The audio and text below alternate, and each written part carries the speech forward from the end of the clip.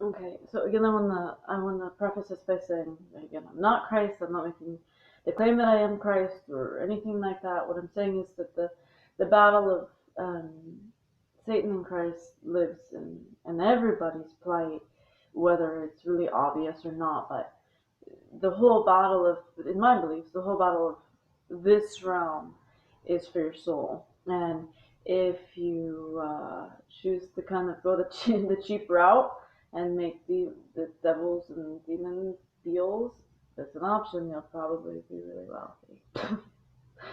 You say it's the son of God, I say it's none of the other. And if you don't, no guarantee of material pleasures, but you'll have your soul, and that's what this whole all the illusions and everything to me is about, that fight. So what I'm saying is, in that this same fight exists in you and has come up in your life of times where things have tried to corrupt you or um, battle you away from your light and your center. This is my story, and I'm just showing you another how my story also parallels. So just know that. But who was Christ except for a guy that pissed off the government? Did he not? Oh, he totally pissed off the government. Oh, yeah, yeah, yeah. He was a rebel. He didn't follow a doctrine, you guys. He had no denomination. He couldn't be a Christian because it didn't exist yet. He was a Jew who had his own set of beliefs, personal beliefs that he wanted to live by. He took what he knew and he built on it, and he meditated and he did whatever he did in the woods. And he came out and he had a thing to preach, a thing to share. And he did his own thing. He had an individual interpretation of God, incorporating all kinds of walks of life of what the life had shown him, and he put it together and the best that he could, and he came out with love. Just love, just love. And that was such a mighty force and such a purity that sometimes the more pure your spirit, the more brighter the light, the bigger the impact of what you have to say, the closer it is to truth, is the more oppression you get, and the more diversions, and the harder that the dark forces want to slam you down because you are so potent. And he pissed off the government by being a good man and not following the rules. One day when he was supposed to be not working according to religion and according to the laws of the land, he saw a man who needed healing, did his job, healed him miraculously. And so the story goes. And people were really pissed off about this technicality. Being really this thing that had more to do with government and social structures and the way that society operated as normal and good religion, good whatever their religion was, um, of the land, what was considered normal. And he said, I just want to do God's will. I don't care what day of the week it is. It's kind of like, come on, man. And this led to uproar and citizens being very offended, and then him getting arrested for just doing God's will. And obviously, that I don't know if I'm pronouncing it right. I don't want to be like Pilate. I don't know because I'm reading it. I've not heard it. But he went on to judge just not hearing the rumors, all the vicious rumors from the Romans and everybody that was against him of, oh, this man is a false prophet, and it's the same things you say about him. False prophet, doesn't know God, is some kind of rebel, some kind of anarchist, and he just stirs up society, and everywhere he goes he causes a fuss. Well, he can't help it, he's that awesome. And he went on to cause fuss after commotion after commotion, after talk after spectacle, after all these things in both directions, both creating so much more light in people that just wanted to know his way and just loved him, in their home, or people that said, I don't like this. You're really freaking me out. Like, you come in here, I don't know if you're like pretentious or you're on one or something, but I'm offended by the declarations you make of self, and therefore think you're blasphemous. And I actually said this man was against God. It's the same thing you said against me, that I'm like the Antichrist. And that is the devil's, one of his favorite tactics is diverting your mind into creating blasphemy where there really is blessing. That's one of his favorite things to do. So you think you're being good when you agree, but you don't know you're being tricked. So instead, Pilate, whatever, he judged just based on meeting the guy, his soul. I don't know about all these rumors. You all are talking a lot, but I met this guy and come on, man, he's innocent. It's fine. It's not even. He's innocent. He goes, how about, we can pardon one person per year. How about we pardon him? I think seems like a good nominee. And no one would listen to him. People, no, you didn't hear this thing. Of course, these people, because it's such a spectacle and because it's such a political arena, and frankly, people had nothing better to do with their time than make themselves important, they started to talk. Oh, well, you don't know. He owes me $20. Oh, he hit on my wife. And they started to create stories in order to be important themselves. The ego, right? Satan, come in and siphon his power. They saw him as a power source. Take some for yourselves. Everyone starts to siphon his power. Happens to me all the time. Everyone just wants fame and they want to have a story to tell about like something they said that they wanted to. It's the devil's trick of fame. Oh, I'll make you famous. Maybe you get some riches out of it. Open some doors to some fucking soul-sucking thing that you don't need to be doing. And so he pissed off the government. He pissed off the religious folk. He pissed off random people. And everyone was really mad at him. And all he wanted to do was love people. He was not from this dimension. And he tried to say that. And I say that and you call me crazy. Oh, no. I've been here. Don't get it twisted. I have been here for way too fucking long. It's a punishment. I didn't know what I did. In a better real estate area. I already know. Don't go around defacing public property because it means something in other places. Like I'll say that. But it's the same thing. And what did they do? They mocked him. Just like you guys do me. And and when the Romans were stripping his clothes off, they gave him a crown of thorns. And they said, "Oh, you're the son of God. You're in your kingdom." Because he goes, "You don't understand. This isn't where I'm from. And for lack of a better word, in my kingdom, where I'm king, so to speak, it's not quite king, but it's like a king, and I don't have a better parallel for you because you're totally ignorant. I matter there. People, it's not, the fact that people aren't defending me here isn't proof that God doesn't love me, isn't proof that I deserve this, what's happening to me. All it's saying is this isn't my dimension, and so I have to make a lot of change in order to get any kind of appeal, and I'm not from here. And I've been here many times, so trust me, I'm probably more human than you at this point, much to my dismay, because I've been here a lot around, so fuck up after fuck up. But we're at least just experience after experience in order to lead into different things. Um, but, and then they give him this crown of thorns, and here you go, king, and they make fun of him. I'm just like you. Don't you call me queen? Don't you make fun of that when I talk about that?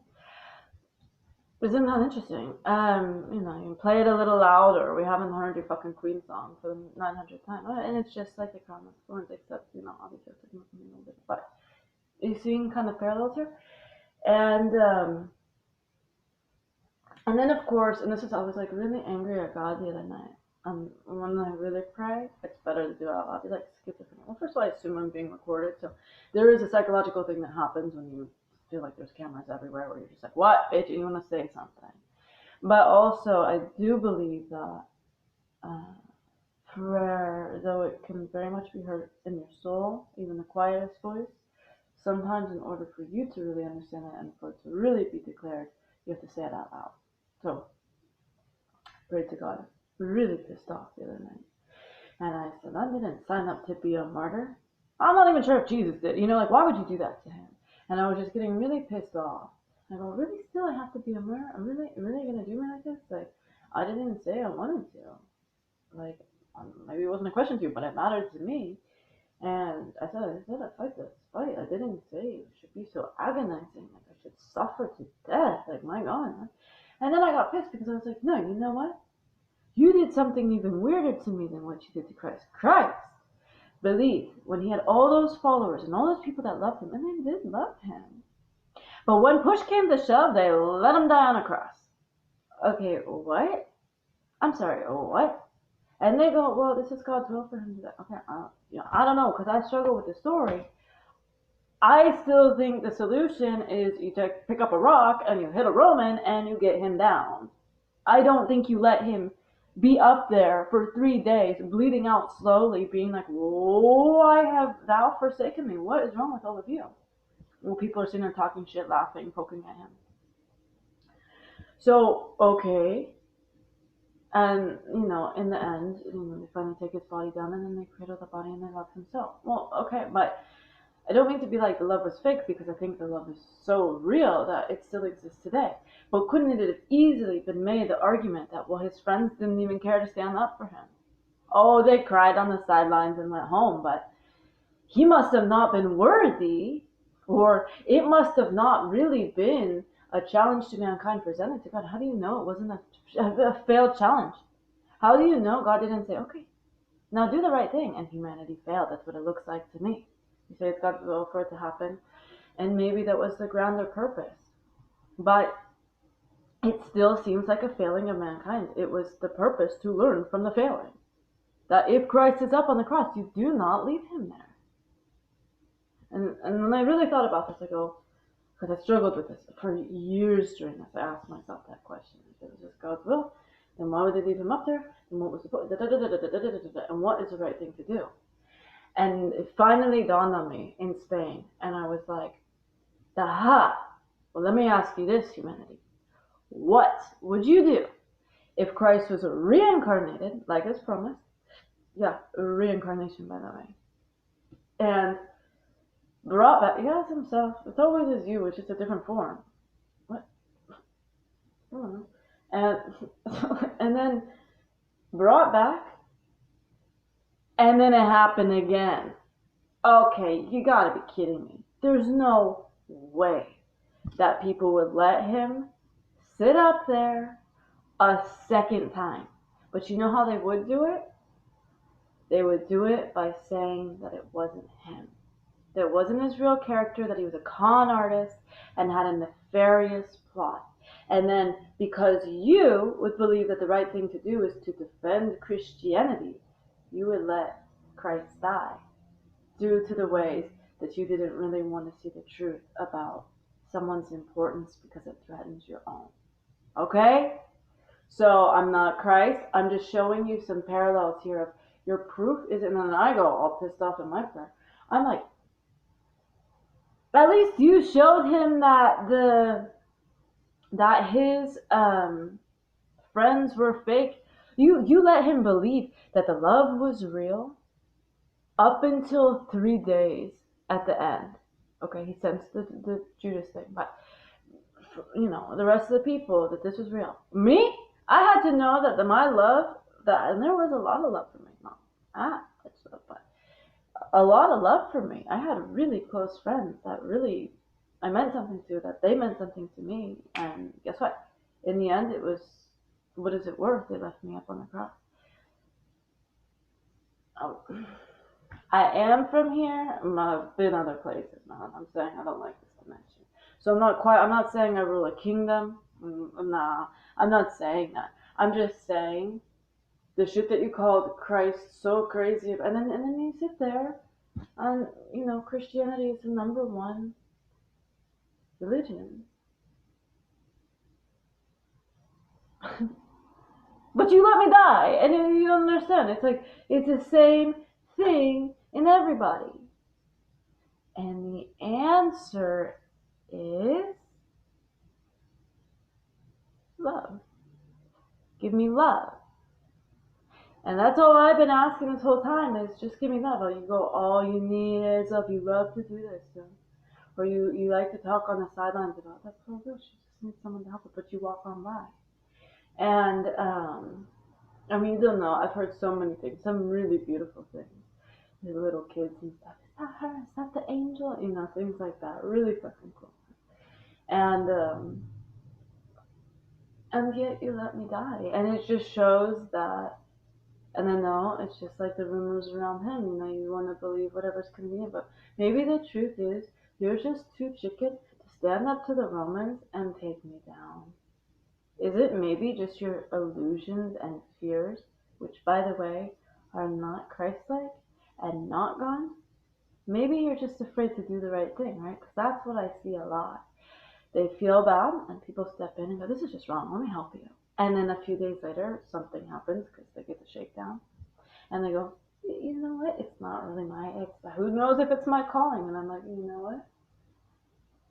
We met for a reason. All of you, we met for a reason." But you passed it up. You know, maybe it's your failing. Maybe it's not mine to judge. I can't tell you what it is or isn't, but I'm just, isn't it ironic, right? And then we've got this administration, right? This Republican administration who says that they're Christian, and then that they allow Star Wars. See, Obama. Oh, you did say you were Christian. Oh yeah, you did. I never believed you, but I figured you were atheist and bullshitting. But they are very much claiming that. I think Pence is. I think he actually really is though. Like devout. But are you really? Because did you choose? Come on, man. Like, this isn't Christ. This isn't God. This isn't. You're operating on Satan's will for the Illuminati for the will of man.